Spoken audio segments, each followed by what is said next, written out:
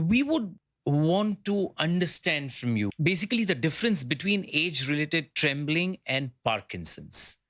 Because a lot of people confuse age related trembling with Parkinson's, and then people get scared, and then there is so much of misinformation.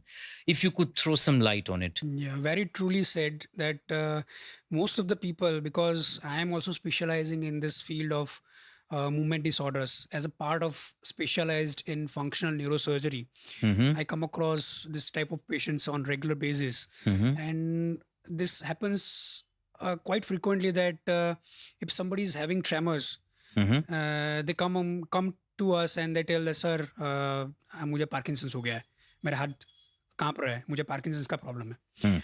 So this is the commonest myth, commonest misunderstanding, commonest misinformation Okay. amongst general people. Okay.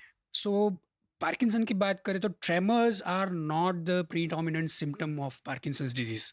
Okay. Let us make this very clear. Okay. So पहले हम tremors की बात करें, then I will talk about in brief about Parkinson's, how it presents usually. Mm-hmm. So tremors के बहुत सारे causes, बहुत सारे कारण होते हैं. Mm-hmm. Parkinson is one of the reasons, but Parkinson is not the commonest reason of tremor.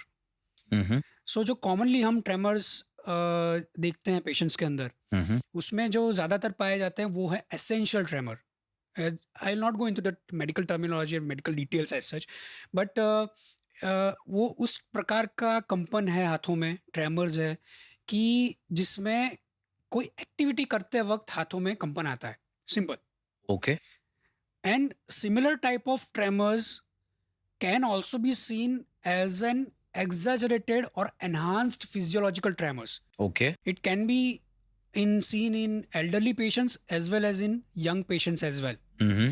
Mm-hmm. So उसमें क्या होता है कि जैसे हम सब लोगों को ये एक्सपीरियंस होता है कि कोई चैलेंजिंग सिचुएशन या तो कोई एंग्जियस सिचुएशन या तो कोई किसी को कभी बहुत ज़्यादा गुस्सा आ गया या तो कुछ ऐसी बात सुनी कि वो एकदम शॉक में आ गया, तो उस टाइम पे हाथ और पैर कांपने लगते हैं. Mm-hmm. Mm-hmm. That is a common symptom. Mm-hmm. So all these are physiological tremors, they are Okay. Not pathological, यानी कि वो एबनॉर्मल नहीं है. It is a physiological response of a body against that stressful situation. जो हमारे Situation. Body के अंदर जो चेंजेस आते हैं उसकी वजह से ये सारी चीज़ें होती है. Okay.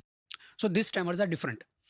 और कुछ पेशेंट्स में, खास करके यंग पेशेंट्स में, ऐसी स्ट्रेसफुल सिचुएशन में है, यानी कि कोई यंग बंदा है, उसको किसी को कन्फ्रंट करना है, कोई अनजान आदमी को, अनजान को मिलने की उसको ज़रूरत पड़ी है, Mm-hmm. तो उस टाइम, यार मान लो कि या कोई कहीं पे इंटरव्यू देने जा रहा है वो, Mm-hmm. तो उस समय उसको ट्रेमर्स आने लगते हैं. Mm. तो this are also physiological, it is a normal response, लेकिन कुछ लोगों में वो कम होता है, कुछ लोगों में ज़्यादा होता है. Okay. So this is quite normal. Okay. Okay. दूसरी बात कर रहे हैं हम एसेंशियल ट्रेमर्स की, जो कि पैथोलॉजिकल यानी कि एज अ डिजीज प्रोसेस माना जाता है, Mm-hmm. जो कि नॉर्मली कोई भी एक्टिविटी करते वक्त ये ट्रेमर्स आते हैं. Mm-hmm. Mm-hmm. So that is the main feature of essential tremors. Okay. उसमें बहुत सारे बाकी के सिम्टम्स भी आते हैं, I will not go into the details. उसकी कंपैरिजन में, एसेंशियल ट्रेमर की कंपैरिजन में हम पार्किंसंस के ट्रेमर की बात करें, एसेंशियल ट्रेमर में जैसे मैं बताया कि एक्टिविटी करते वक्त ट्रेमर्स आते हैं, वो Mhm. एसेंशियल ट्रेमर में होता But है. is that also a neurological disorder? Absolutely it is a neurological disorder. क्योंकि आपने जो अभी नॉर्मल कंपन की बात की, वो जो कंपन है, वो जो ट्रेमर्स हैं, या वो जो शिवरिंग आदमी महसूस करता है, वो शिवरिंग और वो tremor is in response to the external stimuli. Correct. Okay. लेकिन ये जो ट्रेमर्स हैं, ये एक न्यूरोलॉजिकल डिसऑर्डर है, और ये कोई एंग्शियसनेस या एंजाइटी की वजह से नहीं हो रहा है. कोई भी एक्टिविटी जब वो आदमी करने जाता है तो उसे ये ट्रेमर्स या ट्रेम्बलिंग फील होती है. एग्जैक्टली. जैसे कोई किसी को लिखने की जरूरत पड़ रही है, साइन करने की जरूरत पड़ रही है, हाथ में स्पून पकड़ी है, चाय का कप पकड़ा है और पीने की कोशिश कर रहे हैं, और ट्रेमर्स आते हैं. ओके. लेकिन वो ट्रेमर और पार्किंसन के ट्रेमर में क्या डिफरेंस रहता है? जैसे मैंने बताया, एसेंशियल ट्रेमर में एक्टिविटी करते वक्त ट्रेमर्स आते हैं. But it is a it neurological is a disorder. Neurological disorder. Okay. Okay. And Parkinson disease में जो ट्रेमर आते हैं, those are typically, classically, they are resting tremors. So when somebody is not doing anything और हाथ ऐसे रखे हुए हैं, तो हाथ ऐसे हिलेंगे.